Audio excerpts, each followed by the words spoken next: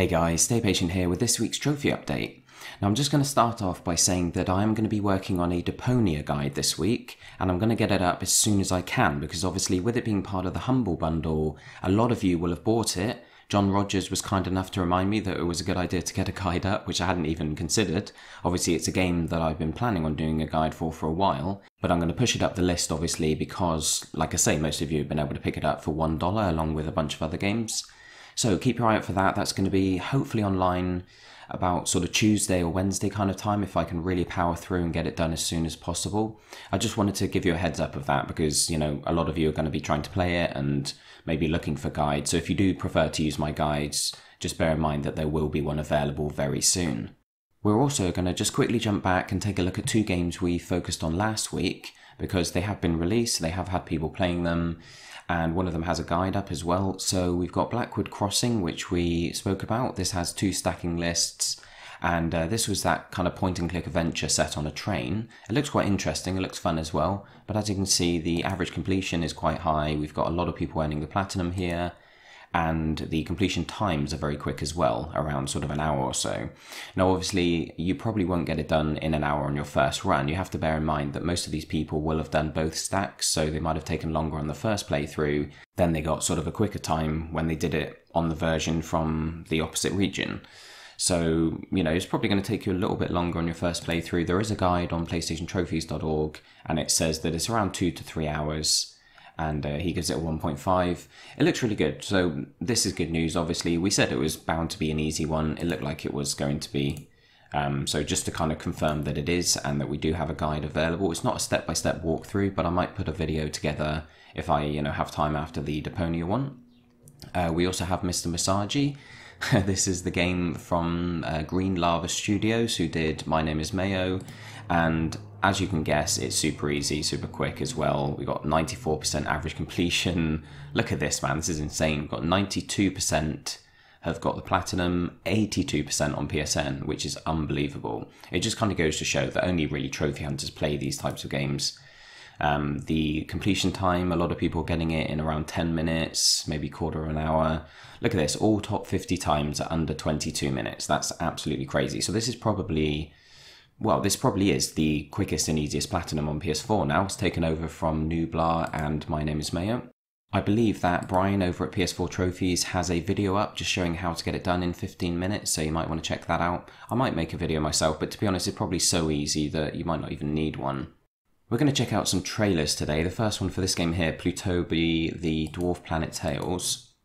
Now, the reason I figured we'd check this one out isn't because it looks particularly interesting, but mostly because it's difficult to kind of pin down its genre. So I was going to try and describe it to you, but I thought by the time I kind of explain how it works, we could have just watched this 1-minute trailer. It's sort of a mashup between a platformer and a kind of, I guess, a flight game. It's not a shmup because you're not shooting, but you are dodging projectiles in a similar way to how you do in shmups and bullet hell shooters and things like that. I guess it's almost like a pixel junk, almost a bit like, the pixel junk shooter, that kind of thing, but without the shooting mechanic. So I guess you're just trying to dodge, maybe it's color related, it looks like you're trying to collect certain color orbs or whatever and maybe dodge other ones. Looks like a bit of an odd game, but I don't know, it might be interesting. There we go, that's that one.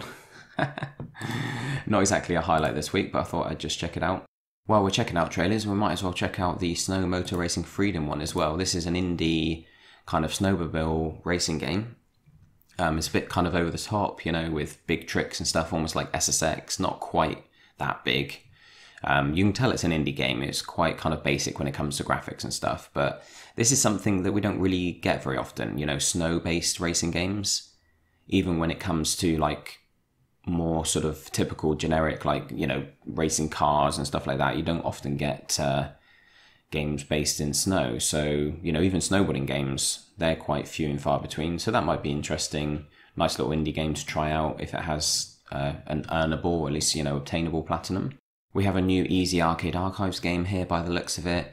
We also have Revenant Saga, which is interesting. This is a very basic looking RPG, but Is this a trailer? Yeah. This is a Vita game. It's on PS4 and PS3 as well, and I think if you played it on a proper home console, then it would feel, very old school. As you can tell from the graphics, this is like typical old school RPGs from, 20 odd years ago. But if you're playing it on Vita, I feel like it would really suit the Vita, as long as it's a good game, as long as it's got nice, gameplay, a decent battle system, good progression.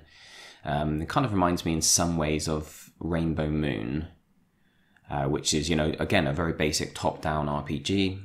In fact, that's more of a kind of grid-based strategic RPG where once you get into a battle, each character, you're on squares basically, and you move a certain amount of spaces each turn, and you've got attacks that cover a certain amount of squares in a certain pattern and things like that.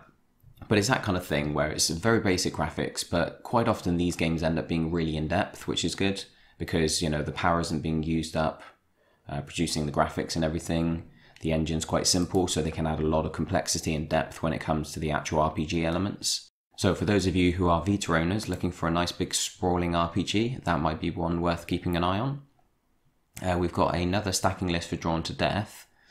I think this is an Asian one, if I remember correctly. I checked on PlayStationTrophies.org. It says Asia, which basically refers to Hong Kong and China, I think, and maybe some other countries. We're kind of skipping over the trophies for a lot of these games. That's just because there's not a lot we can tell about them. They don't have many people playing them yet.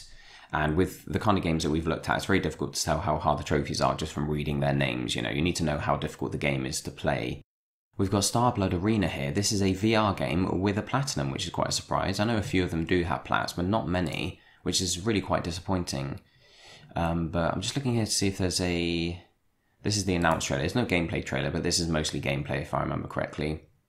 So this is another kind of mech game on PSVR, obviously. I think the mech games are quite common because it's a genre that suits VR quite well. Anything like mech fighters or, shooters or like racing games where you're sat down and you're not having to move around, they make a lot more sense because if you're playing a game that's third person, you're playing a character that's running around, or like first person, it's very disorientating moving forward without actually moving yourself. And you kind of want to be moving around, but obviously we're not playing... We're not playing on HTC Vive here. We're playing on PSVR, which is a bit more limited. But this actually looks kind of cool. It looks fairly basic. I think it's going to be maybe a little bit repetitive. It's kind of similar to that Rigs game, which a lot of people enjoyed, I think. I found it really, the motion sickness with that was quite severe. I'd probably be a bit better with it now. But when you first play it, man, it just really kind of... just feels like all your insides are moving around inside you. It's just really, really disorientating. But this could be good. There's another VR game as well today that we're going to take a look at that kind of reminds me of this in some ways, but it looks pretty cool as well. I think it really comes down to the controls, how the controls work, whether it feels natural, whether it feels intuitive. But that could be good. That's Starblood Arena. We're going to take a quick look at the trophies because I'd like to kind of check out if this is an online-based game or not. You've got medals here you can earn. Obviously, it is an online-based game. I don't mean whether it's online, but whether it's also got single player is what I meant. And like where the trophies are mostly focused on, like which mode. Because some games have single player and multiplayer, and the trophies are mostly based on single player. Other games, it's like all multiplayer trophies. But it looks as though this is going to be... In fact, all of them look like they refer to medals here. Is it literally all of them? Almost, yeah. Most of the trophy list is earning certain medals a certain amount of time. So it's probably going to be getting like a certain number of... is this maybe melee kills? Can you get melee kills? Brawler kind of makes me think of melee. It really depends on what these medals refer to, obviously. But I guess you're going to just need to be playing well and trying to play in a sort of diverse manner so that you're getting lots of different types of medals rather than just doing the same thing over and over again. You've got the heavy weapon here, activate that 100 times, hit 1,000, or hit enemies with 1,000 missiles, hit enemies with 10,000 gun rounds. So a lot of this is just stuff that will happen naturally over time. Deploy 500 mines. Oh, complete the burn circuits Right, okay, so this looks like it's maybe going to be the single player stuff. Maybe they're kind of like challenge modes or challenge arenas, like obstacle courses or something, burn circuits, unless that's like an online championship or something. But that could be sort of a single player based section there. Yeah, because we've got a tutorial. Let's have a look. Completing matches here. Invaders game, maybe that's another kind of possibly a co-op mode, maybe. Shooting waves of enemies. There's a lot of trophies, man. Crumbs. Play 25 ranked matches with each character, it looks like. Okay, so it's probably going to be a bit grindy, this one, by the looks of it. But if you're a VR owner and you're looking for a platinum, because a lot of games on VR don't have plats, like we mentioned, that could be a decent one to keep your eye on. Now, the main game this week, the sort of AAA game, even though it's a remaster, is Bulletstorm Full Clip Edition. I haven't actually watched the trailer for this yet, but we're going to check it out now. I'm not sure why it's getting so many dislikes. Crumbs. Oh, it's Gearbox. I never realised that. That's crazy. How did I not know that? That's the guys who put out Borderlands, isn't it? I have played this. I never actually platted it on PS3. But it was a really good game. I was playing it during the crossover when I was kind of in the process of starting the stay-patient account, so I was playing it on my old account. And then I kind of moved on to a new account and sort of left it. And also there was a lot of online. You had to do a lot of grinding in these sort of co-op online maps, which I just didn't fancy at the time. But I have noticed, we'll have a look at the trophies in a minute, but I have noticed that although the trophies are exactly the same, that's pretty cool, by the way, that it's 4K, even though it's a remaster. Yeah, the trophies are exactly the same apart from one, which has just been adjusted. It's the same trophy basically, but you have to reach level 30 in Anarchy mode, which is like the co-op maps, the co-op mode. But on the PS3, it had to reach level 65, and that was the one trophy that everyone found really annoying because it was just too long-winded. So it's quite nice that they've listened to everyone and they've decided to drop it down a bit. But basically, this is, you know, if you haven't played this, it's quite a sort of acrobatic game in the sense that you've got a whip that you can use to, you know, interact with the environment, to pull things or to whip things up in the air. You can use it on enemies, and it's all about basically environmental kills. It looks like it's out already, by the way. Maybe they've put it back a bit, or maybe it is out. Let's see how many people are playing it. Yeah, it looks like it might have been launched already a couple of days ago, on Friday possibly. But yeah, let's take a look at the actual trophies themselves. Like I said, it's all about environmental kills, so you can combine things together. It's all about building up points, so the more kind of like explosions or the more objects and pieces of the environment you use in tandem, you know, the more things you combine together, the more points you rack up. There are big events that you can trigger to kill lots of enemies at once. And it's just really cool. It's a lot of fun. Using the whip and everything is quite inventive, you know. It forces you to be creative with the way you play. And it's a really good game. In fact, we do have a trophy guide for this up on PlayStationTrophies.org. This is for the PS3 version. Now, it's worth noting that the DLC for the PS3 version has been included with the PS4 version, and it's required for the Platinum. So it's one long list. I think some of the trophies have been adjusted, like the golds have been knocked down to silver or silver's down to bronze, just so that it's like the same number of PSN points. But you do require all the DLC as well. Now, the voting poll gives it around a 5. I think it's closer to a 4 than a 6, though. Yeah. Oh no, it's a 6, sorry, but it's closer to a 5 than a 7. So you've got more people voting for 4 and 5 than you have for 7 and 8. So it looks like it's around about a 5.5 when it comes to difficulty. So average difficulty, basically. It's nothing too difficult. I think mostly it's the multiplayer, like co-op maps and stuff, the way you need to get certain amounts of points and things like that. That can be a bit tricky. But it's quite a long one as well, and this doesn't include the DLC, of course, but it is a really good game. I do recommend it. Let's have a look at this link here. This is basically the roadmaps for the 2 DLC. So we've got the first one here. Which one's this? This is Gun Sonata. This only takes a couple of hours. It's a 2 out of 10, so that's nice to know. And then we've got the second one further down, I believe. Yes, Blood Symphony. Again, 2 out of 10 and 2 to 3 hours. So when we look at the trophy list here, the last few trophies, or the last sort of chunk, are for the DLC, but they're fairly easy. The rest of it, here's the trophy that's been adjusted. So on PS3, it was reach level 65 in Anarchy mode. Now you only need to reach level 30, which is going to be a lot easier. It's not going to be half the length of time. It's going to be less than that, because obviously in all games with XP, I'm guessing it works the same in this one, the XP that you require for each level goes up exponentially. So the higher level you are, the more you need. So reaching level 30 isn't half the XP of reaching level 60, if that makes sense. It might be a lot less. So it does look as though it's going to be a quicker 100% than it was before, but it's still going to probably be, similar difficulty, basically around a 6 or maybe 5 out of 10. You see here, you've got to perform every single player skill shot in the game. So that's quite a fun trophy, and there are a lot of them as well. But it's a really good game. Check it out. Let's have a look. Where did we get to? We've got another stacking list for birthdays at the beginning. There are 3 for that one now. We've also got a stacking list for Armaglant, the card-based sort of strategy game that we spoke about last week. Or we didn't really speak about it, but we took a brief look at it.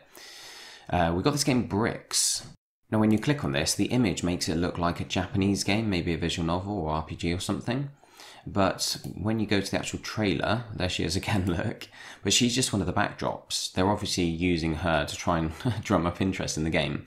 But it is just a paddle and ball game, basically. You've got power-ups and stuff, but it's a very simple game by the looks of things.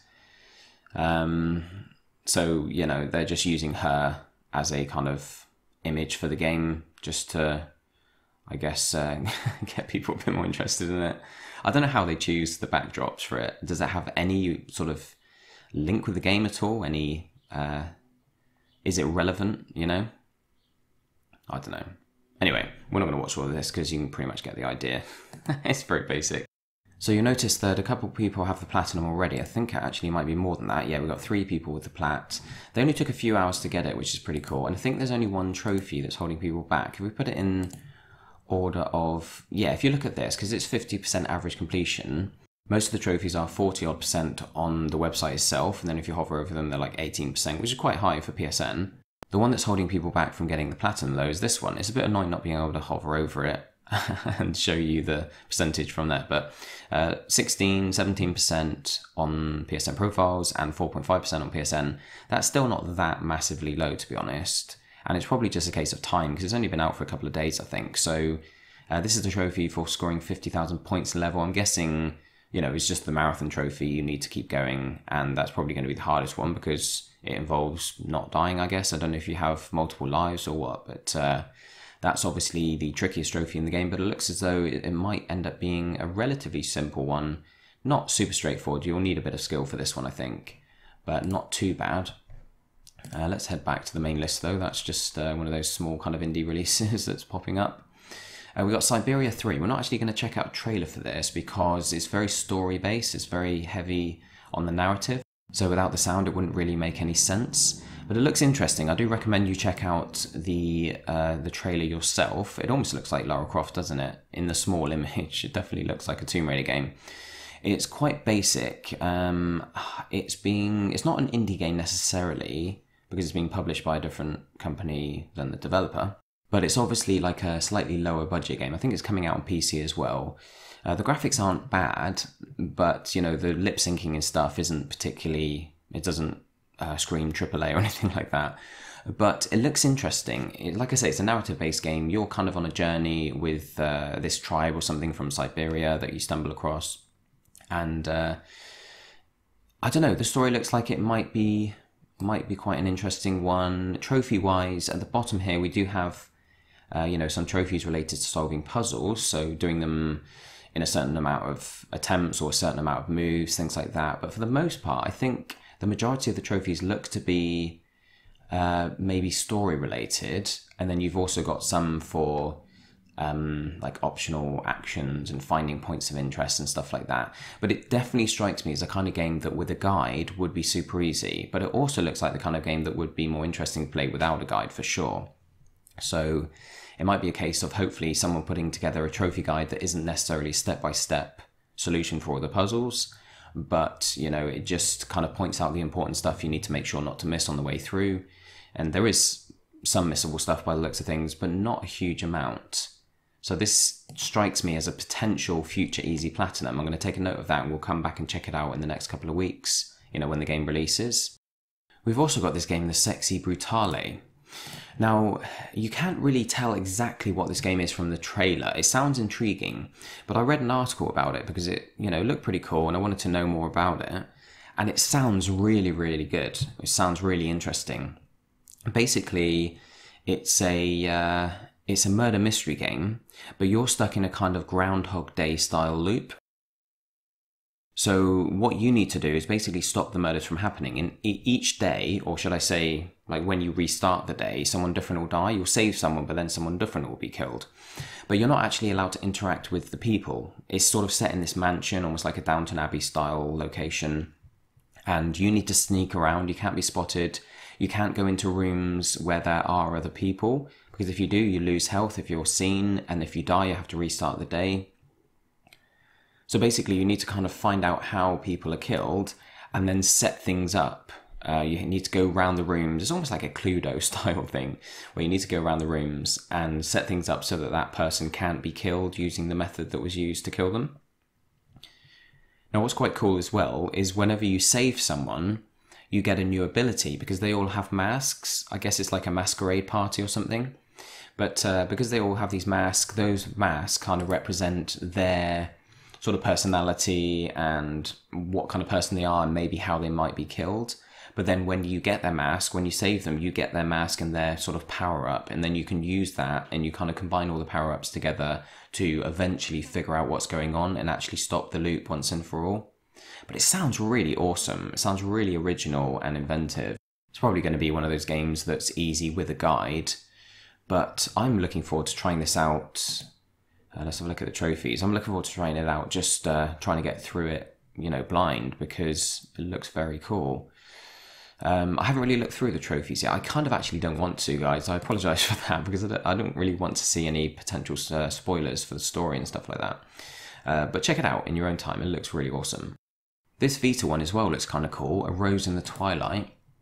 We've got a gameplay trailer here, yep. So it's quite a long trailer, but this is something to do with like colour and time. I think using red slows down time. You've got a companion. You're basically trying to make your way through levels, obviously. It's a typical kind of 2D platformer. Most platformers these days all have, an interesting kind of unique element or mechanic. And this one certainly seems to. I don't fully understand how it works yet. It controls time by absorbing red, the colour of blood. Okay, she meets a giant who awakens from a deep slumber. That's your companion. It just looks kind of cool. And the art style as well. It looks like quite a dark game because it's obviously using blood, basically. I think there's a lot of blood in the game. You have to kind of use it to colour things. So it's quite a dark theme, really. Almost reminds you of like a 2D Alice Madness Returns. I don't know if you guys played that on PS3. That was like obviously based on a children's book. Alice in Wonderland, but it was like super dark and really violent and gory and stuff. Took a different approach to it. I think we get the picture though, don't we? It's quite a long trailer. So if you want to check out the rest of it, do so in your own time. But that looks kind of cool for Vita owners. Looks like an interesting game. Obviously it's not cross-buy. Well, it might be. It might be that they've only released the Vita list. Maybe there is a PS4 version. They just haven't added the trophies yet. We've got a few sort of 100% games here with no platinums. The only one we're going to check out is VR Invaders. This is a game that I mentioned a moment ago when we were looking at the other VR game. I said it kind of reminded me of this. This looks pretty cool in the sense that you're using two weapons, but sometimes you've got a shield in one hand. So if you've got two move controllers, you can use the shield to like swing at things and to block incoming projectiles and things like that. And that's quite a cool idea. I haven't seen that in a VR game yet. That's going to be a nice sort of, that's going to be quite a cool way of playing, I think. Obviously, we've got some games where we've got two guns, but having something different, it just adds a different sort of level, different mechanic to the game. Stops it being too simple and straightforward. I'm guessing, it's on rails, so it looks as though you're probably being moved around and you're just, shooting from the spot. But that is kind of cool. There's no platinum, unfortunately, but it does have a stacking trophy list. Steam VR. Oh, right. Oh, I guess that's, just games on Steam that are usable with Oculus and Vive. It doesn't actually list PSVR here, although obviously it is available for PSVR. We've also got Blasting Agent here. This is a pretty unknown game by the looks of things. We've got a couple of trailers, but they've only got a few views. Let's see, Blasting Agent Ultimate Edition on Wii U. There's nothing PS4 related, unless maybe... No, I mean, we've got a trailer here. That's from some random guy's channel, I think. If we check out the one on the Nintendo channel, this is like proper old school, like 8-bit. You can even tell from the logos. It's an 8-bit 2D shooter. This will really appeal to some people, but it's definitely like an acquired taste. The kind of thing that not everyone's going to be into. Why is it showing all this? Crumbs, let's get to some gameplay, shall we? There you go, like super basic. To be honest, I don't care about graphics. I'm not one of those people who's like, oh, if the graphics aren't very good, I'm not going to play it. But I've never really been a big sort of 2D platform shooter player. I never had like an NES or an SNES or anything like that. We had Segas back then, we had a Spectrum and stuff, and they're quite different games we used to play. So for a lot of people, this kind of thing is nostalgic, but not so much for me. But, it looks kind of cool. There's a lot of games like this coming out these days, aren't there? Because they're quite easy to program. And because it's so easy to launch a game on PS4, to independently, publish one, I guess a lot of people are throwing together these easier style games that are quite straightforward to program. The final game here is Cosmic Star Heroine, which I haven't actually looked at until this point. I kind of missed it for some reason. Is it PS4 and... Right, okay, so it's saying PS4 here, but it's also saying PS4 and Vita on the trailer. So I'm guessing they haven't announced the Vita list, but that's kind of good news because that means it's going to have a stacking list between the two copies. Maybe it will be cross-buy as well. That's great when they give you a game cross-buy, so you buy it once and you get both versions and they both have separate trophies. That's pretty cool when they do that. It's like half price platinums, I guess. The trailers are really old, so I'm not sure whether it's delayed or whether there isn't a recent trailer. Usually there's like a launch trailer just before the game comes out. I don't actually know what this game is yet. It strikes me as maybe... Is it going to be a 2D platformer or a fighter maybe? Let's see. Oh, okay, is it an RPG of some kind? Alright, proper like... Oh no, maybe... I can't even tell, man. It keeps flicking between scenes that make it look like an RPG and other scenes that make it look like a shooter. Maybe it's a combination of both. I'll Google it in a sec and we'll check it out. But it looks like you've got a team. Is it going to be co-op maybe? Who knows? Yeah, this is from June the 2nd, 2016. It'd be interesting to find out what happened with this. I did have a look on Pearson Profiles, just I kind of edited it out, but I had a look to see if maybe it was a stacking list. Maybe the game has been out for a year, but they've just added another list from another country. But this is the only list for this game, so it is only just releasing. Not sure when the release date is. But yeah, this looks kind of odd, doesn't it?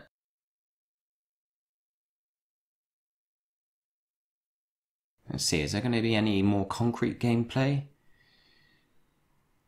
Oh, okay, so it does look to be an RPG. We saw a bar there that came up with like HP and I think some skills that were available and things like that. So maybe it's a turn-based RPG with some kind of platforming shooting elements in between. Let's see, let's check it out. Okay, here we are. So it looks like it's a Kickstarter. That's pretty cool. How much money has it made? You can usually tell how interesting it looks to people who know a bit more about it than we do. 132,000 to help bring this project to life. Okay, so it's been funded. It has reached its goal. I wonder what the goal was. Does it tell us on Kickstarter? I don't really come on this site very often. Yeah, no, it doesn't look like it does. But yeah, it looks interesting. There's many people. Wow, people are spending a lot of money on it. 500. What's the highest flip, man? 3,000. 3 backers have backed it for £3,000. I wonder what they get for that. Anyway, we're not here to look at that. Getting sidetracked. So it's by Zeboyd Games. Obviously, it's going to be independent if it's a Kickstarter, I'm guessing. So, oh no, wait. We don't want to look at the... well, it does say it is a developer of 8-bit and 16-bit 2D role-playing games. Yeah, I mean, it is what it is. It is what it looks like, I should say. Anyway, that looks like it might be interesting for some of you. But check out that in your own time if you like. Anyway, guys, that's everything we're going to look at today. I know it's been quite a quick episode, but there aren't a lot of games that have been played necessarily. But there are definitely some key titles that we're going to come back to because, you know, they're games that I think are going to be easy Games like Siberia 3, maybe Bricks, Bulletstorm looks cool. What was the other one? I can't remember. Yeah, it was mostly Siberia, I think. That's the one that looks as though it's going to be nice and easy with the guide. And Sexy Brutale might be as well. So guys, that's everything for the trophy update this week, but I just wanted to mention that obviously with my channel continuing to grow and gain some traction, I wanted to be able to pay it forward and help out some of our subscribers who are trying to get their own channels off the ground as well. So at the end of the trophy update each week, I'm going to be featuring a channel that I'd love you guys to go and sort of check out, maybe subscribe to. It is a Patreon reward, which you guys may have noticed. If you're interested in it, it's not just a one-off thing. It is a monthly thing. You'll be featured on the channel at least once a month, depending on how many people are subscribed to that reward tier. And at the moment, we only have one person, which is Gordon Logan. So we're featuring him again. If you want to join him, then you'll be featured alongside him. You know, we'll be alternating between all the channels. But he has mentioned to me that he's open to suggestions because he's trying to kind of figure out which direction to take his channel in. He's doing gameplay videos at the moment with commentary and things like that. So, you know, jump across to his channel, watch some of his content, let him know in the comments what sort of content you'd like to see him do based on what kind of style he's got. Maybe suggest some games he could play or maybe some video styles that he could focus on. And hopefully we can help his channel gain a bit of recognition. So click the link on screen to check him out, guys, and in the meantime, thanks very much for watching. Don't forget to like and subscribe and join me for the Deponia guide in the week, along with all the rest of the content. So thank you very much, and I'll catch you soon. Cheers.